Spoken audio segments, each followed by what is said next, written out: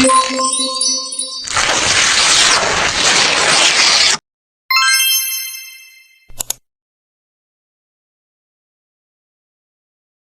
menceritakan tentang kehidupan Minke, siswa HBS Sekolah Menengah Atas dengan pengantar bahasa Belanda. Minke merupakan satu-satunya orang Indonesia di antara siswa Belanda. Sebagai keturunan priai, ia mendapat kesempatan dari pemerintah kolonial untuk bersekolah di sana. Ini adalah kisah dua anak manusia yang meramu cinta di atas pentas pergelutan tanah kolonial awal abad. Inilah kisah Minke dan Annelies, cinta yang hadir di hati Minke untuk Annelies membuatnya mengalami pergelutan batin tak berkesudahan. Dia pemuda-pemudi Jawa Totok, sementara Annelies gadis Indo-Belanda, anak seorang nyai. Bapak Minke yang baru saja diangkat jadi bupati tak pernah setuju Minke dekat dengan keluarga nyai, sebab posisi nyai di masa itu dianggap sama rendah dengan binatang peliharaan. Di dalam novel yang ditulis oleh Pramoedia Anatanoer ini mempelajari pelajaran yang mendalam mengenai arti kehidupan. Walaupun buku ini memuat kisah cinta, tetapi buku ini tidak mengajarkan kita untuk menjadi cengeng karena sesuatu yang bernama cinta. Buku ini membuat seolah-olah berada pada masa itu, menyaksikan langsung berbagai peristiwa yang terjadi, membuka pikiran kita tentang kehidupan dalam masa pemerintahan Hindia Belanda. Buku ini sesungguhnya memuat semua hal yang sering terjadi pada akhir abad 20. Begitu besar cinta yang digambarkan antara Minke dan Annelies hingga akhirnya walaupun banyak pertentangan dari orang tua Minke yang tidak menyetujui ia menikah dengan seorang keturunan Belanda, Pram selalu menyajikan cerita yang tidak terduga sama sekali. Di saat pembaca tengah asik membaca, tiba-tiba Pram membalikan kondisi. Walaupun kisah ini menceritakan kisah antara Minke dan Annelies yang sangat memilukan, akan tetapi buku ini cocok untuk dibaca semua kalangan remaja, mahasiswa, tapi sangat tidak cocok dibaca bagi anak-anak.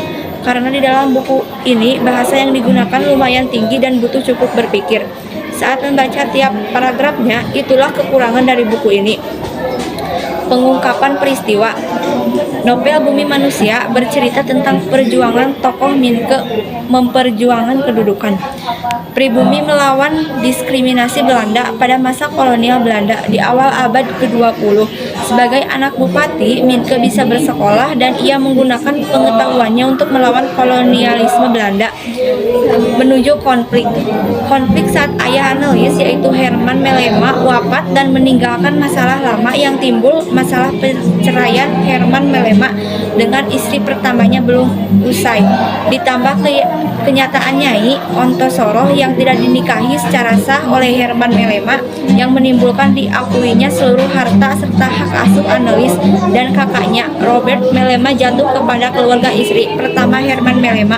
Puncak konflik berada pada keberpihakan hukum terhadap kaum Eropa yang menimbulkan ketidakadilan bagi pribumi. Komplikasi. Ketika Minke sedang berjalan, ia melihat penguntit yang mengikutinya. Akhirnya Minke memanggil Darman dan langsung mengejarnya. Penguntit yang panik pun lari ke arah rumah bordil Babaan Tenjong. Namun ketika mereka sambil di sana, mereka tidak menemukan si penguntit. Namun mereka malah menemukan Herman Melema yang tergeletak tak bernyawa. Annelies dan Nyai pun menghampiri rumah bordil Babaah Tongdah terkejut melihat mayat suaminya. Keributan itu membuat seorang terganggu dan keluar dari kamarnya.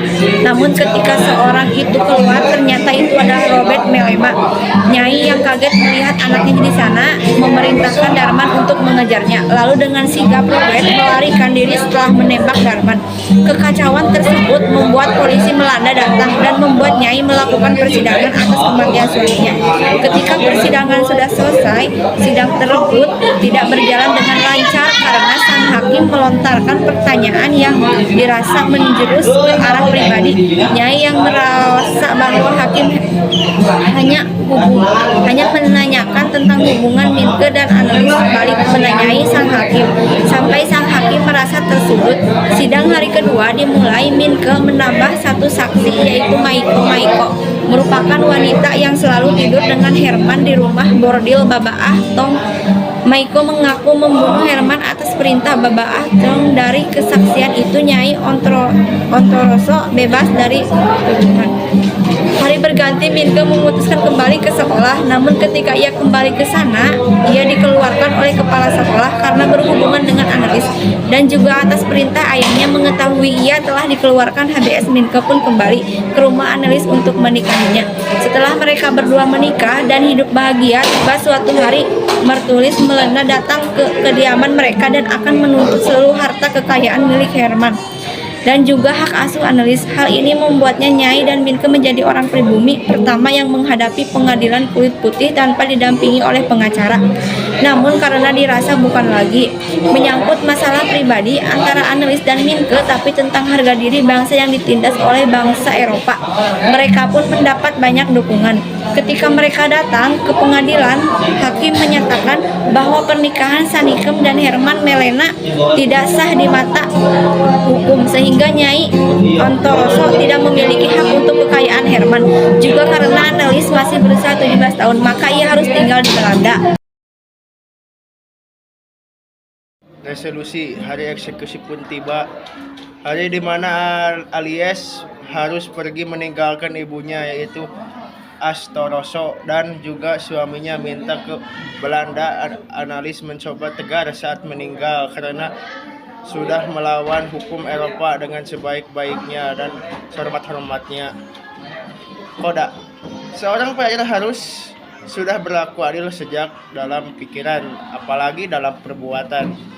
Maka fungsi dari pikiran serta hati bukan untuk menghakimi orang lain, melainkan untuk menghargai mereka. Kebahasaan kalimat bermakna lampau yang seperti ketika itu juga pensiun itu hakku dari dia yang membawa aku ke medan perang. Pada waktu itu hilang perasaanku sebagai seorang santri Jawa. Menggunakan konjungsi yang menyatakan urutan waktu, konjungsi temporal. Waktu itu gemas, marah, jengkel, tapi tak tahu apa yang harus aku perbuat. Menggunakan kata kerja material. Tuan asisten presiden berjalan langsung mendapatkan ayahanda memberi, tapi kemudian membungkuk pada bunda. Bekerja di mana Tuan menjelma. Jangan perhatikan dia pintaku mas, tak ada yang tahu bekerja di mana-mana. Menggunakan kalimat tidak langsung. Pernah melihat bendi sebagus itu, tidak pernah aku memperhatikan kebagusan pada bendi. Menggunakan kata kerja mental. Katakan aku telah jadi pengganggu biar aku tahu kesalahanku. Suaranya semakin mendekat, tangis, hal dan jatuh. Manfaat, maafkan aku tak kuat menggendong kau. Tidurlah sebentar lagi dokter. Dagang dan Robert akan pulang membawa keterangan. Menggunakan dialog tabik. Babah Atejong, jawab Robert sopan, mengangguk disertai senyum. Tabik nyau bagaimana kabar Nyai. Menggunakan kata sifat. Waktu tersenyum pipinya terpekat naik, matanya semakin sipit.